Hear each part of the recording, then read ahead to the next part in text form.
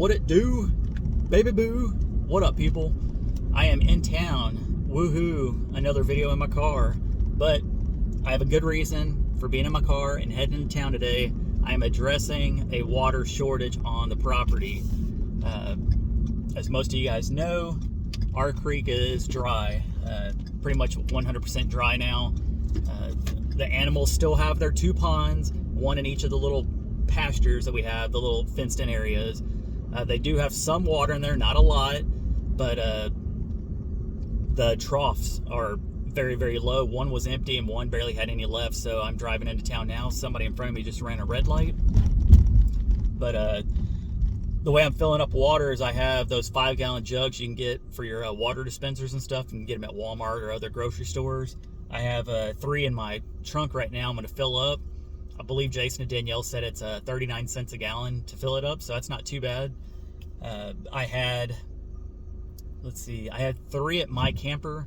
I used one for the dog bowl outside. I had another one sitting inside in my water dispenser that Tom and Rhonda gave me a while back. And then I had another one just sitting there as a backup. But I figured since I'm running into town, I was feeding the animals today. I noticed they were low on water. I used the 2 5-gallon jugs I had outside. I filled up one of their troughs for the goats and dogs.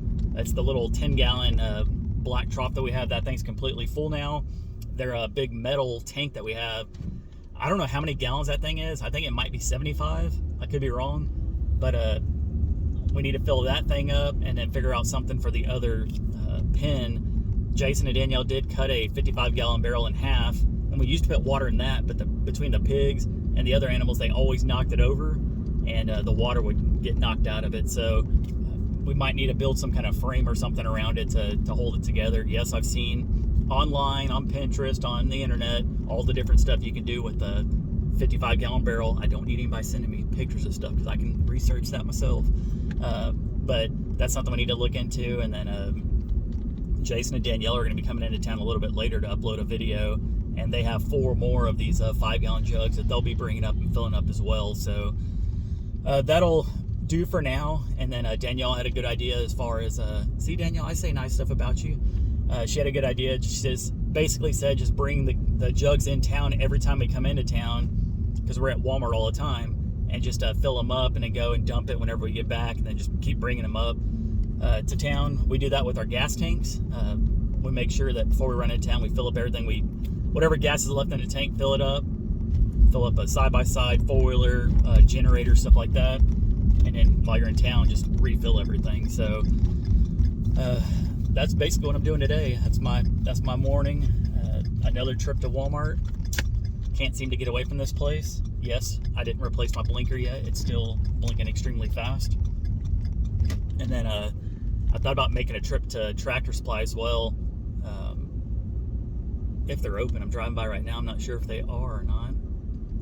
Due to the holiday being tomorrow, I think they are.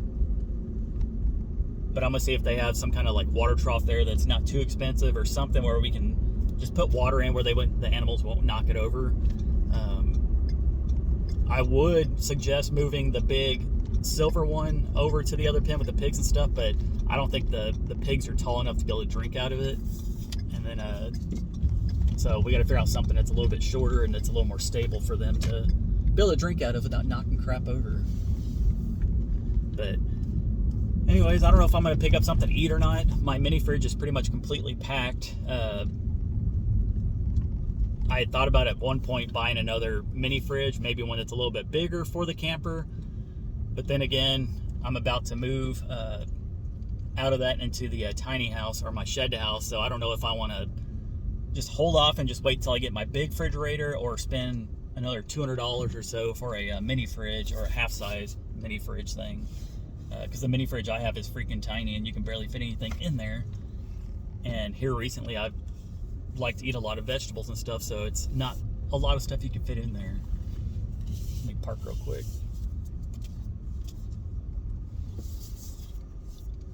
Now it's, I guess, to get back on the water topic, the big pond that I dug out a while back is still holding water in it, but that water is it's very, very muddy water, so I don't want to pump out of that to fill up. like we have 55-gallon barrels. I don't want to pump out of that to fill up to give to the animals. I'd rather use that water for something else. So I typically go over there with my gallon jugs. I'll fill them up, and that's how I water all my plants. It's definitely a process, and it makes you appreciate running water a lot more than you probably appreciate it if you've never had to do it like this. Basically, it takes me overall probably about an hour to water my plants, and that's from start to finish, as far as driving out to the pond, filling up all the containers, and then driving them back, and then watering everything. Sometimes I have to take 2 trips, and it's definitely a process, and it's a lot of work, but it's also I don't know, very, I don't know, as Cynthia would say, very humbling to be able to see stuff grow out there without running water. It's a lot more work, but in the end, I think it's gonna be worth it. I have some fruit trees that I planted, which I have not shown in any of my videos yet, and I also dug up a couple of there was a spot of those sand plums that I mowed a while back. We didn't know what it was, and I mowed a little section of them where they started growing back, so I dug up a few of them and I planted them. I'm calling it my fruit orchard. I have a row of 4 crabapple trees because they're on sale, and then I have a row of 4 of these sand plums or sand plums. I don't know if I said peaches earlier. Sand plums, and I put those in as well. But just keeping those things watered is just hard to do. It's between that and then all the other plants and shrubs and stuff that I planted, trees, the blue spruce, the Colorado spruce, can't even talk, the Colorado blue spruce trees. Say that 10 times fast. Keeping all this stuff alive and watered is quite the task. So I will be 100% happy once we get water out there. Jason, I can't remember what he said as far as the well service, but I don't know. It's just everything takes time now. It seems like everybody's either backed up no matter what kind of business it is, or stuff's running low. And I just think that well service is just stacked up a business right now. So we'll have to wait our turn and just continue doing what we're doing. It's working, and then just hope, pray for some rain.